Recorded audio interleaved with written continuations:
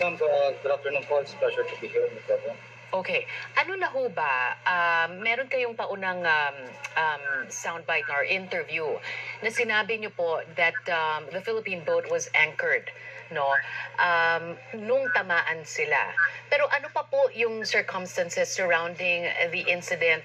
Nagkaroon ho ba ng pagkakataon na i-call ng atensyon nitong ating mga mangingisda, itong nasa Pacific Ana, bago nangyari ang insidente, Commander?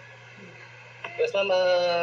According po sa interview sa survivors, isa sa survivor natin na fishing boat daring, yung masama po yung panahon nung time ng insidente. And madaling araw po yung nangyari, around 04:20 po yung pangyayari na yon noong October 2. Unfortunately po, naram po sila ng commercial vessel. Daanan po kasi ito ng mga malalaking barko, yung mga commercial vessel dito sa area natin sa Taiwan. Pero so nagkaroon ho ba sila ng pagkakataon na tawagin ang atensyon nitong nasa Pacific Ana? Or naging masyadong mabilis ang pangyayari? Sa according sa interview, ma'am, wala po silang nabanggit na may warning ba o may horn ba na pangyayari doon. Wala mong narinig na horn para mabisuhan yung area na yon. Ang speculation lang po kasi sa open po yung area na yon. Yun nga po, nandun po kasi yung payaw nila. Doon po nakatali yung bangka nila, yung fishing boat daring, para mag-secure po dahil nga po sa masama yung panahon sa area na yon. Tapos itong hindi nyo pa ho tuluyang sinasabi, no? You haven't made any categorical statement na itong Pacific Ana nga ang nakabangga dito sa ating mga mangingisda. Ang sabi pa lang po kasi, posibleng ang Pacific Ana kasi yun yung nandun sa lugar nang mangyari ang insidente. Bakit hindi nyo pa ho tuluyang mabanggit or masabi na sila nga ang responsable sa insidenteng ito? Yes, ma'am. Meron po tayong formal na investigation. Ito po yung Marine Casualty Investigation Team. Ilalabas po nila yung formal na result po ng investigation. As of now po, ang allegation lang po is Pacific Ana po yung nandun noong time na pangyayari po. Wala nang ibang barko? Sa ngayon, ma'am, yun pa lang po yung sinasabi, ma'am, na barko na nandun sa area na time Hirap incident. yan eh. Gaano ko kalaki itong Pacific Time Ana? na yung lani ko Malaki po ito, ma'am, kasi May bagyo noon, po, kaya international trade po yung operations mahirap niya. ang kanilang situation sa Allegedly po galing po siya pangingisda. ng north and southbound po siya pababa po dito sa Kailangan kinahala ni Kuan merong baba po ng Pilipinas. mga coast guard tayo ng Kuan Malimit ho ba nakaabang itong din. nangyayari na may ganitong mga Nagmo-monitor klaseng sa mga insidente kahit fisherman? hindi po sa Pilipinas nangyayari na may ganitong kalaking barko, no, na hindi makikita or Ay, hindi magkakaroon ng nakikita ramming yan. incident sa pagitan ng mas maliit na barko po. Yes, Gabi. ma'am, may mga insidente po sa mga ibang lugar din sa ibang bansa, lalo sa mga lugar kung saan maraming mga mangingisda, mga bangkero tulad ng Singapore Strait, mga ganyan po. Ito po yung mga insidente talaga na supposedly po sa rules of the road, pag yung kung mas maliit na bangka, ang sabi po sa rules of the road, shall keep clear away sa mga mas malalaking barko. Yun nga po ang Tumabi ka. circumstantial po Maliit kasi ka eh. once nakatali po yung bangka sa payaw. Oh. Siguro wala na po silang time para maiwasan po yung malaking barko. And yun nga po, natagdag po yung masamang panahon. So, baka nabigla rin po yung bangka at nabigla rin po siguro yung barko.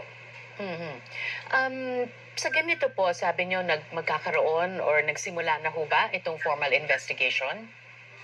Yes po, ma'am. Kaninang umaga po, nandun po yung MCI or yung Marine Casualty Investigation Team. Na-interview na rin po yung survivors natin doon sa Infanta, Pangasinan. Paano yung magiging sistema na makausap at maimbestiga naman yung mga crew na lulan nitong Pacific Ana? Yes, ma'am. According po sa protocol, at nabanggit din po sa akin ng investigation team, yung next port of call po nila o yung pagdadaungan po nila, doon po ipapahatid sa sa barko, sa kapitan. At eventually po yung kapitan mag-i-inform sa owner kung ano po yung magiging liabilities nila doon sa incident ito, ma'am. And where is this next port of call? Saan sila dadaong susunod? Ma'am, undisclosed pa po yung yung next port of call nila, ma'am. Mm-mm. At sa ganitong mga klaseng insidente, nagkakaroon naman ho ba ng kooperasyon? Yes, ma'am, meron po tayong tinatawag na may organization po dyan, lalong-lalo na sa mga commercial vessels natin. Mm-mm. Yung port state po, flag state pala, halimbawa ng Pilipinas, susulatan pa nila yung flag state din nung kung saan nakarehistro po yung barko na yon. Mm-mm. And then doon po mag-start po yung investigation kung ano po yung kalampatan na liability o case filing po sa kanila. And usually po, gaano katagal ang investigasyon? Itong buong proseso po, gaano katagal? I am not sure, ma'am, kasi yung may mga technical persons po talaga na mag-investigate yan. Pero ang sure ko po dyan is will be circulated sa shipping industry. At para maiwasan po yung mga ganitong pangyayari ulit, isa rin po itong purpose na to, itong MCI Marine Casualty Investigation, para maipahatid po natin sa buong shipping industry po. Ito pong insidenteng ito ay nangyari noong Monday, hindi po ba? Or September 30? When did it happen? Nangyari po, nakatali po sila nung 30 sa payaw nila. And then, nangyari po yung insidente nung October 2. October 2. So ano na ba ngayon? Nung Monday nga, Monday. Monday. Tapos, nakaresponde Wala yun eh. kaagad ang Philippine Coast Guard. Friday na karoon eh. Itong commercial vessel po, may mga maliliit silang bangka. Lagi po yan, may mga dala-dala silang maliliit na Ilang bangka. araw na yan. Yung tinamaan po kasi, yun yung motherboard nila. And ang ginamit po nila na magdala nung bodies ng namatay, tsaka yung crew is yung maliliit na bangka na rin nila papunta sa Infanta, Pangasinan po. Oo. So, madali namang nabigyan ng aksyon. Oo, Pero, siyempre. tingin niyo ho ba, because this is also being talked about, hindi lang para sa kapakanan ng mga mangingisda natin na araw-araw nakikipagsapalaran para maghanap buhay, pero for their safety as well, dahil na nga sa tensyon na dyan sa Bajo de Masinloc. Lahat ba ng mga fishing vessels natin ay equipped with radios, with communication equipment para sa kung anumang klaseng sitwasyon na mangyari sa kanila ay madali silang makakatawag ng either tulong or ng pansin mula sa mga otoridad? Yes, ma'am. Mandated po sila na magkaroon ng radio equipments on board as per marine regulation po and sa communication regulation po. And Tawag pa. Sige lang po. yung nga po ang kailangan po talaga diyan ito po kasi location niya napakalayo, 190 nautical miles siya. So, ang nangyayari po madalas dyan, sila na po yung mga commercial fishing vessels na nagtatawagan para lang po maipabot yung kung may mga ganitong insidente. Oo, so medyo nagkakaroon ng delay. Ano sa tingin ninyo ang pwede pang gawin? Any intervention possibly na nakikita nyo na makakatulong para mas mabilis ang daloy ng impormasyon at ng tulong po? Sa side po ng station Pangasinan, ma'am, kasi kami po yung sa lupa po. Magkakaroon po sana ng tinatawag na land to vessel communication. Mas mapapabilis po yung natin yung rescue operations tulad ng mga ganito. Responsibility niya yan eh. Pero we always encourage po yung mga stakeholders natin, like Coast yung Guard. mga owners ng mga bangka, na magkaroon po ng sapat na Philippine Coast Guard. coordination din sa mga kapwa nila mga operators po.